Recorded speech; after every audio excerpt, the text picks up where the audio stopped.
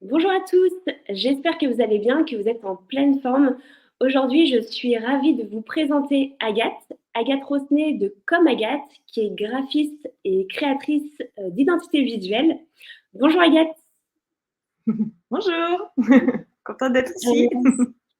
Euh, J'espère que tu vas bien. Est-ce que tu veux bien un petit peu te présenter de la manière dont tu le souhaites, présenter un petit peu ton parcours? Alors, mon parcours, j'ai commencé en art appliqué, à rentrer, on va dire, dans le milieu de l'art en art appliqué en seconde. J'ai eu la chance d'avoir des parents qui m'ont amené toute mon enfance dans des musées qui étaient intéressés aussi par le design de manière globale. Donc, j'ai déjà baigné un petit peu dans l'art et la culture pendant mon enfance. Et je dessinais énormément comme beaucoup de graphistes, de personnes qui se dirigent dans cette formation-là. Donc, dès la seconde, j'ai quitté le cocon familial pour entrer dans les arts appliqués. J'ai eu mon bac, tout s'est très bien passé. Et je suis partie après en BTS Design Produit pour rester dans le milieu des arts appliqués et du design. Puis il y avait le côté, il y a plus de débouchés, etc. Mais je m'ennuyais un petit peu. Je perdais un peu trop le côté. En fait, c'était l'aspect dessin que je perdais un petit peu et le côté technique me plaisait moins. Et je suis repartie après mon BTS aux Beaux-Arts pour partir en communication visuelle. Et parce que je voulais pas passer un deuxième BTS en fait. Et aux Beaux-Arts, donc du coup, c'est offert à moi tout un nouvel univers. Et je travaillais beaucoup plus l'aspect de conceptuel. J'ai touché à pas mal de techniques aux Beaux-Arts de Nancy. Il y avait la typographie, la sérigraphie, etc. C'était super intéressant. Mais j'avais toujours ce background à appliquer qui fait que je travaillais aussi avec des graphistes indépendants et je faisais pas mal de commandes. Et on va dire qu'aux Beaux-Arts, on me demandait un petit peu au bout d'un moment si j'étais dans la bonne direction parce que dans les accrochages, les passages à l'oral qu'on présentait, je présentais souvent des projets réels que je faisais parce que je faisais des stages à droite à gauche. Je cherchais vraiment à me professionnaliser. Et donc, du coup, je suis repartie dans un cursus de graphisme publicitaire. Ça a été un peu c'était un peu un coup dur pour moi parce que j'avais un peu le côté première de la classe et je faisais partie des premiers de la classe. Mais en fait, ça m'a donné un peu une sorte de niaque de revanche et en même temps, voilà, ça m'a apporté beaucoup un package assez complet allant de la technique pour l'aspect voilà, design appliqué publicitaire et l'aspect très comment dire, conceptuel, réfléchi.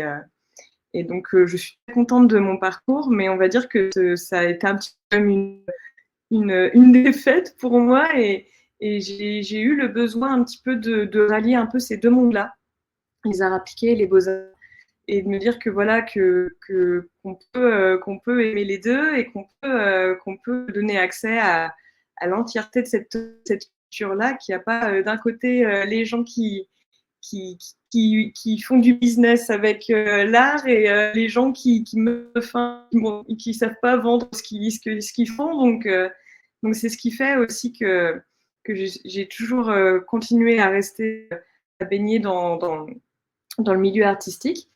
Et après ça, j'ai fait pas mal de choses. J'ai continué à accumuler les stages, parce que je voulais avoir beaucoup d'expérience en dehors de l'école. Et j'ai été directrice artistique d'une école de bande dessinée. Donc, pareil, toujours appliqué au service des beaux-arts. J'ai aussi travaillé pour un studio de jeux vidéo indépendant.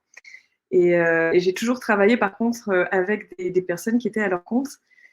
Que, une fois, ça a du sens avec ce qui va suivre. Et, euh, et à la suite de ça, je suis rentrée un petit peu dans ma Champagne natale. et j'ai cherché j'ai cherché un boulot parce que je cherchais un CDI et il ne m'offrait pas un CDI dans mon ancien travail. Et je me suis retrouvée chez Oda à Fontainebleau, donc j'ai redéménagé après avoir fait tout le nord-est. Et j'ai découvert totalement le marché de l'art parce que moi, je connaissais tout l'aspect, comment dire, je connaissais les musées, les galeries, etc.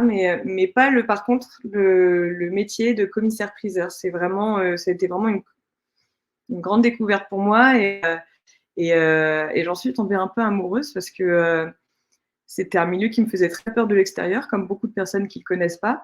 Et, les portes se sont ouvertes à moi et je me suis rendu compte qu'en fait, c'est un milieu qui n'était pas du tout aussi élitiste qu'on pouvait le penser.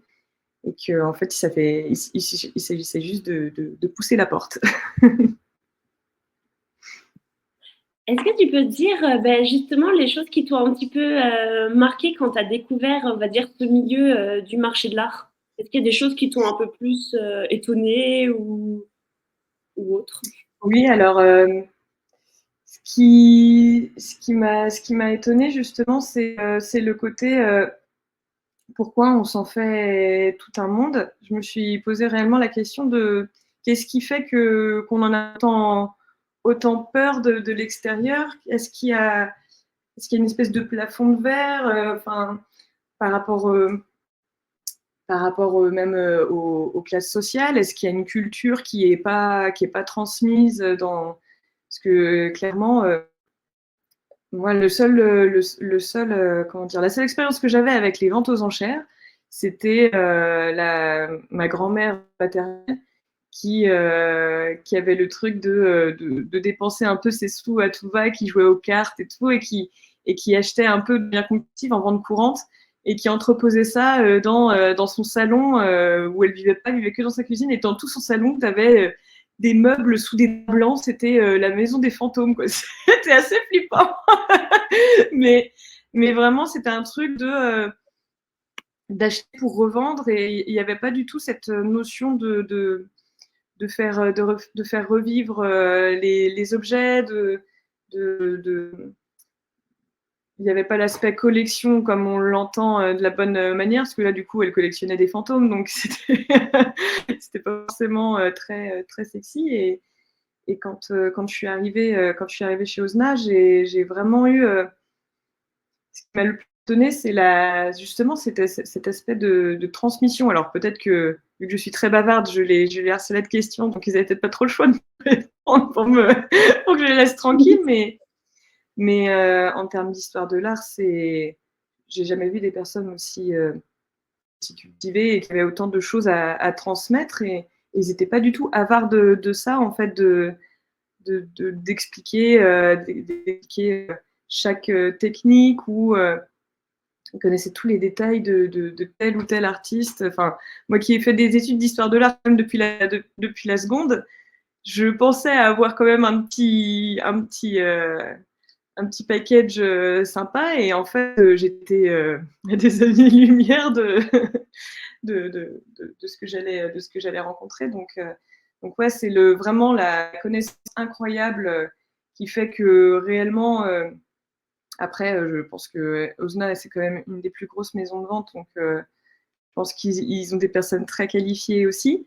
Mais je trouve ça incroyable d'avoir autant de connaissances et puis cette passion qui les anime justement d'expliquer les choses, de les retransmettre, et dans les catalogues et dans la photographie, et de justement mettre en lumière et mettre en valeur tout ce patrimoine et tout ce savoir-faire à travers les arts appliqués, encore une fois. Donc le design qui vient au service des beaux-arts, forcément, ça m'a touché, quoi.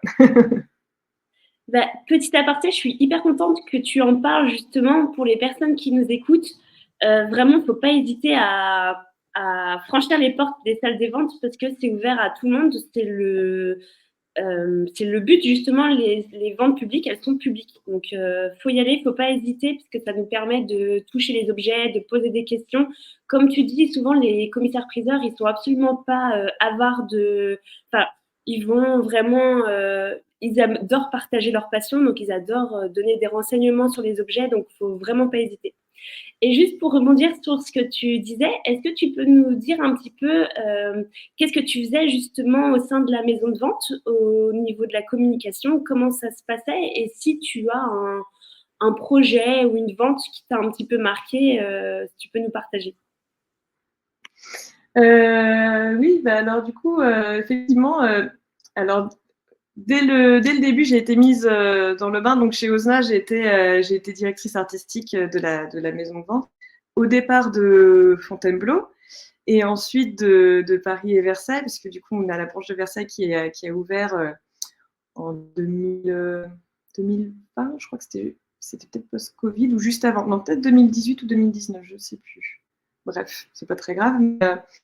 Mais voilà, je m'occupais de la communication visuelle des trois pôles, internes et externes, et de forcément tous les catalogues de vente, etc. Évidemment qu'il y avait des périodes où on se retrouvait avec 3, voire 4 catalogues à réaliser dans la semaine et que c'était pas moi qui les faisais tous, mais on va dire que je gérais vraiment la ligne, la direction artistique, quoi. Et puis du coup, en fonction des périodes de rush, je pouvais demander un petit peu d'aide à droite à gauche. Et pour l'expérience, oui, alors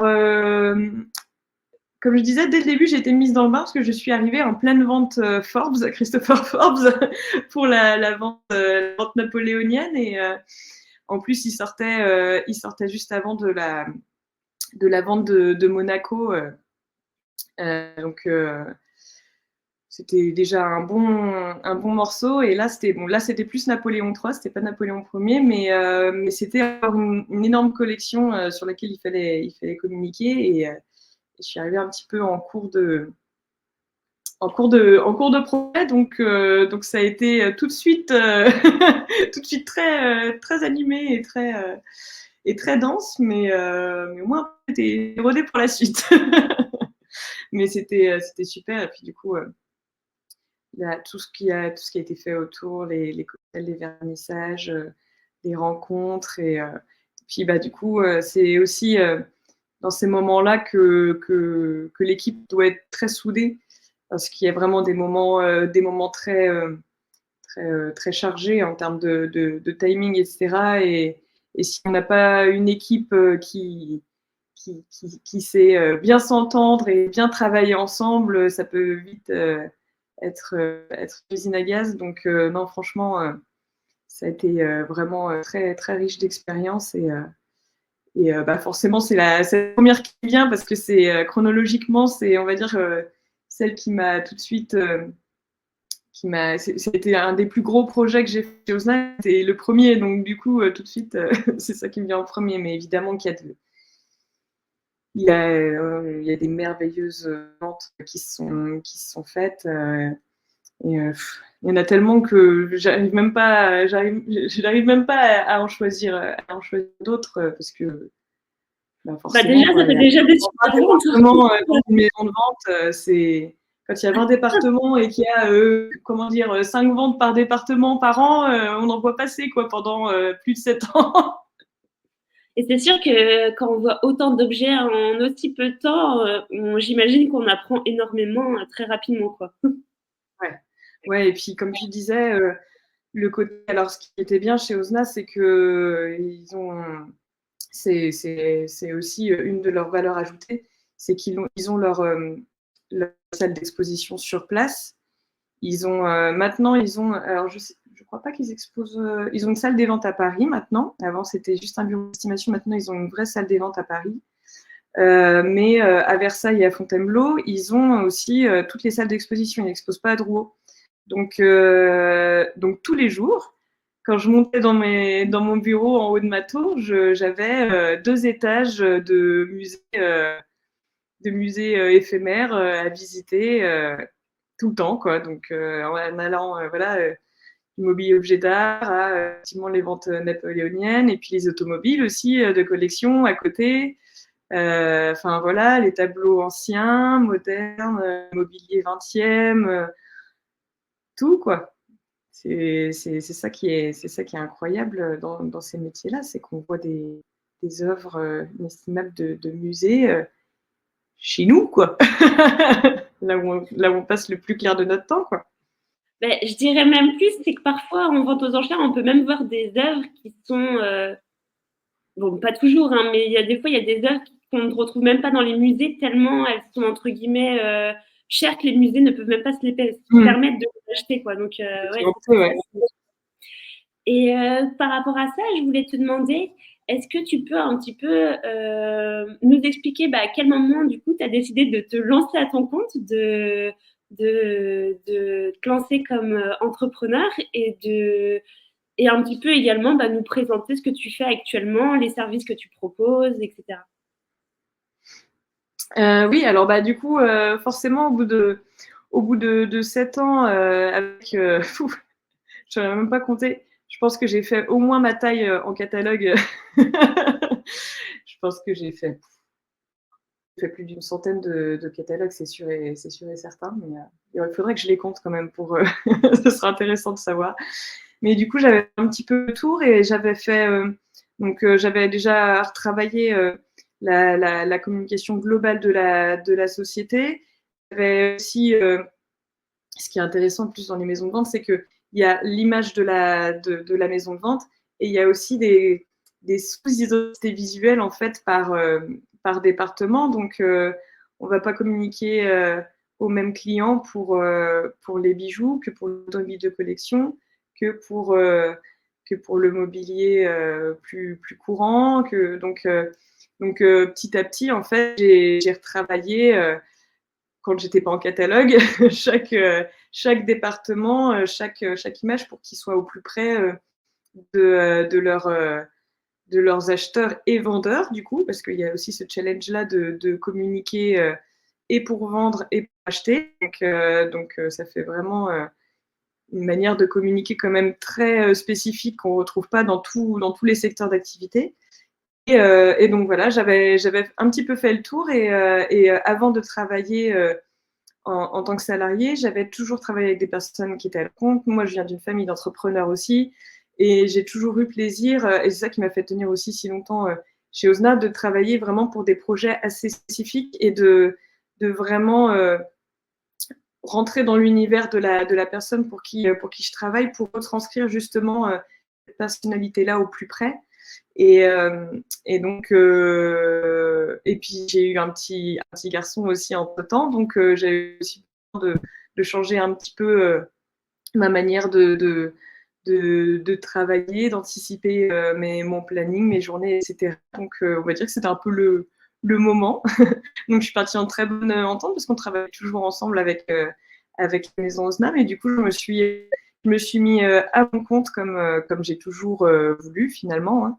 Et maintenant, du coup, je travaille pour le marché de l'art global, même essentiellement pour les commissaires-priseurs, parce que je connais un petit peu moins le milieu des galeries et le milieu des commissaires-priseurs. Pour le coup, c'est quand même un petit monde et il y a une mécanique qui est un peu la même pour toutes les maisons de vente. Et il faut un certain temps justement pour s'imprégner de ça quand on ne connaît pas le milieu et de faire. Enfin, moi, je l'ai bien vu quand j'étais salariée, je faisais régulièrement appel à des freelances qui n'avaient pas forcément connaissance de toute cette mécanique-là. Et ça faisait perdre pas mal de temps justement d'expliquer comment ça fonctionne, de quelle manière il faut communiquer, les choses à faire ou ne pas faire pour promouvoir des objets culturels. Donc, on est entre l'aspect publicitaire et l'aspect culturel et on ne fait pas n'importe quoi. On n'est pas sur de la communication où on va booster les couleurs à fond, faire des bichromies, des choses où on va bouffer avec la typo les objets, etc. Il faut vraiment respecter l'objet et ça, c'est des codes qu'on acquiert avec l'expérience. Donc, mettre à profit cette expérience-là pour les maisons de vente de manière globale et pour les acteurs du marché de l'art qui sont entrepreneurs ou qui ont monté une petite société, etc. Et donc, ma deuxième jambe, on va dire, c'est la création d'identité visuelle pour les entrepreneurs, essentiellement les indépendants. Et donc, en fait, je me suis retrouvée à allier un petit peu tout ça, tout se regroupe un peu. J'ai fait, par exemple, l'identité visuelle d'Aplanos de Louis-Aloïs Goffard, qui était encore l'année dernière le plus jeune commissaire-priseur de France, mais là, je crois que c'est Héloïse Baudu qui l'a détrôné cette année. mais lui, du coup, pour le coup, il a monté sa maison de vente. Il a repris la maison de vente de Dieppe et voilà, il lui a insufflé une nouvelle âme. Donc, il a fallu créer de A à Z tout l'univers visuel. Donc, l'identité visuelle, c'est pas seulement le logo, c'est la palette de couleurs, la bibliothèque graphique sur laquelle il faut se focaliser pour avoir une cohérence globale. Et encore une fois, en prenant en compte que cette cohérence-là, il faut qu'elle soit d'autant plus, on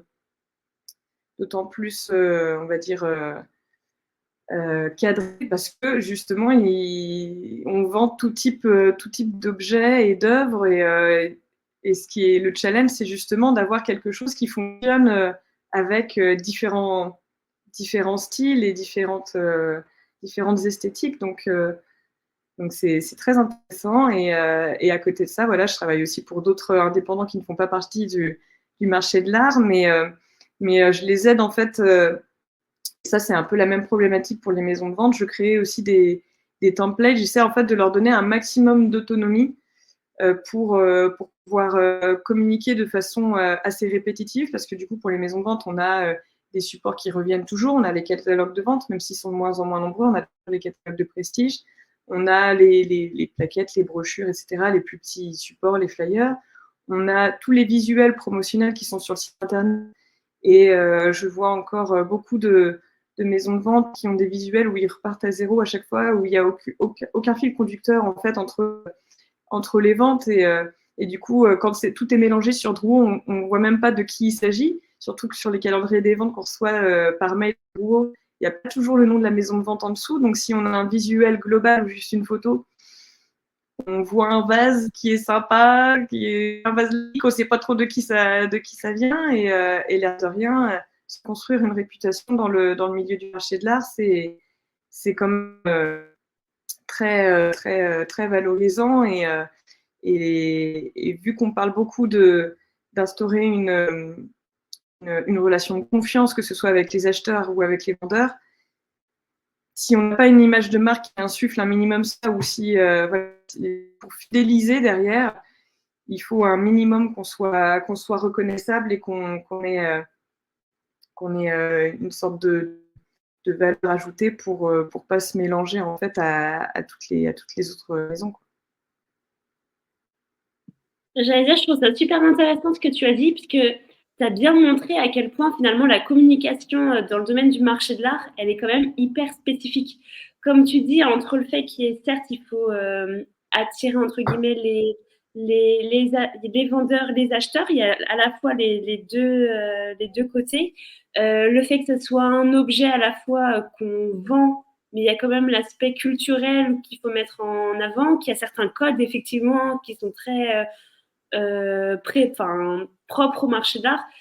Effectivement, bah, plus tu parlais et plus je me disais, bah, effectivement, la communication dans le marché d'art, elle est quand même très spécifique et j'imagine, ouais, elle est unique et très différente, j'imagine, de ce que tu as pu voir même avant quand tu étais dans le milieu de la BD ou des jeux vidéo. C'est vraiment. Oui, comme Les tu dis. galeries, hein, les galeries ne communiquent pas de la même manière non plus que les maisons de vente. Même quand ils font des catalogues d'exposition, c'est pas des catalogues de vente, c'est vraiment encore autre chose, quoi. C'est vrai que c'est vraiment le seul milieu où je me suis dit qu'on a des codes et pas forcément que des codes, mais vraiment une manière de montrer les choses au monde qui est totalement différente de ce que j'aurais pu apprendre ou et dans mes études et dans mes expériences professionnelles. Et j'allais ajouter, après, je ne sais pas ce que tu en penses, mais je trouve qu'avec le Covid, comme il y a de plus en plus, bon, on va dire que ça fait accélérer les ventes en ligne, le fait d'avoir une identité visuelle, c'est devenu encore plus, il me semble, encore plus important. Je ne sais pas ce que tu en penses. Bah oui, parce que on multiplie les supports et on est quand même sur un comment dire, pas un marché, mais c'est très saturé en fait ce qu'on voit passer sur les réseaux sociaux où ça défile, on scrolle, on scrolle. Je veux dire, dans la vie, quand on se balade dans la rue, on n'a pas des affiches 4 par 3 en permanence toute la journée dans les yeux qui défilent. Donc, on a beaucoup plus de quantité d'informations. Après, c'est à nous de faire le tri de notre côté si on considère qu'il y en a trop, hein, mais c'est vrai qu'on est un peu assailli d'informations dans tous les sens. Et il y a à boire et à manger, quoi. Donc, pour garder justement ce côté, en fonction des ventes, bien sûr, des fois, ça va être des ventes très prestigieuses, des fois, et c'est pas parce que c'est des ventes prestigieuses qu'il faut mettre de côté la communication digitale. Effectivement, c'est des ventes qui vont être plus en avant, certainement les supports imprimés. Donc ça, là-dessus aussi, je conseille que ce soit aux entreprises ou aux solopreneurs, aux entrepreneurs, un petit peu comment jauger la partie communication imprimée et communication digitale en fonction des budgets de chacun et de la cible. Enfin, il n'y a pas que c'est pas qu'une histoire de budget, ça c'est sûr. Mais du coup, effectivement, il y a de quoi jauger. Et et pour le côté identité visuelle, effectivement, il y a des choses à prendre en compte qu'on ne prenait pas forcément en compte avant. Quand je crée une palette de couleurs, justement, pour une identité visuelle, je demande en amont si la personne, justement, elle communique toujours sur des supports imprimés ou non. Et si elle communique toujours sur des supports imprimés, il y a des couleurs que je ne vais pas pouvoir utiliser. Enfin, c'est tout bête, hein, mais des couleurs fluo, etc. Bon, c'est rare qu'on utilise des couleurs fluo dans le marché de l'art, mais des fois dans le secteur culturel, il y a des choses un peu, des couleurs un peu vives, même sans être dans le fluo, hein, mais des couleurs qui passent en couleur écran et qu'une fois les imprime, on tombe sur des résultats qui sont pas top, quoi. Et d'autant plus que voilà, quand on parle d'objets d'art, de peinture, de sculpture, de choses, la colorimétrie, elle est ultra importante, donc il faut bien gérer cet aspect-là pour pas voir des choses à l'écran pareil qui peuvent nous paraître très colorées, etc. Et au final, une fois qu'on la voit en vrai, on se dit ah mais c'est pas du tout ce que j'ai vu, donc ça là-dessus effectivement faut une rigueur, faut faire attention à ces éléments-là, quoi. Je sais pas si tu entends mon chien derrière. On entend quand même très bien. Je pense que les personnes qui nous écoutent, elles entendront quand même très bien. Je voulais te demander, est-ce que tu aurais des conseils pour les personnes qui souhaiteraient justement entreprendre et plus spécifiquement entreprendre dans le marché de l'art? Entreprendre, excuse-moi. Entreprendre dans le marché de l'art en général. Déjà, pour entreprendre, moi, un des premiers conseils que je donnerais et que je donne souvent autour de moi, parce que j'ai des amis qui me voient très épanouie dans l'entrepreneuriat et qui disent mais moi, j'aimerais trop, mais j'ai pas de dons, j'ai pas de trucs comme ça. Et je disais, mais enfin, l'entrepreneuriat, c'est pas une fin en soi. Il y a des personnes qui vont être très épanouies déjà en tant que salariés. C'est pas la solution miracle. Moi, j'aurais du mal à retourner au salariat aujourd'hui parce que je suis très heureuse là où je suis, mais ça demande quand même beaucoup d'autodiscipline, je trouve. C'est-à-dire que le matin, quand on se lève, moi personnellement, je travaille beaucoup en distanciel. Je fais beaucoup de visio et de coups de fil, etc. Hein. Je ne suis pas enfermée toute la journée dans ma chambre, hein, mais il y a le truc de quand je me lève, il y a personne qui va me blâmer si je me mets pas à travailler en fait. Donc c'est peut-être un peu bateau hein, ce que je dis, mais il y a quand même beaucoup de personnes qui idéalisent l'entrepreneuriat comme le truc un peu facile, sauf que c'est tout le contraire. Et je pense qu'il faut être un minimum passionné et à côté de ça, sans être, même en étant passionné, des fois ça suffit pas. Il y a le côté où il faut vraiment s'intéresser aux personnes pour qui on va travailler en fait. Et ça, pour le coup, justement, ça rejoint un peu le design thinking et ce que j'ai appris en art appliqué de justement rendre toujours un cadre de contraintes. Oui, un côté un peu. J'aime beaucoup travailler dans la contrainte. Je suis un peu maso sur les gens, mais je trouve que quand on a un cadre, on connaît son terrain de jeu et on sait après où est-ce qu'on peut aller, est-ce qu'on peut proposer et travailler voilà, à partir d'une problématique. Et pour moi, entreprendre, c'est ça, c'est résoudre des problèmes, quoi, finalement.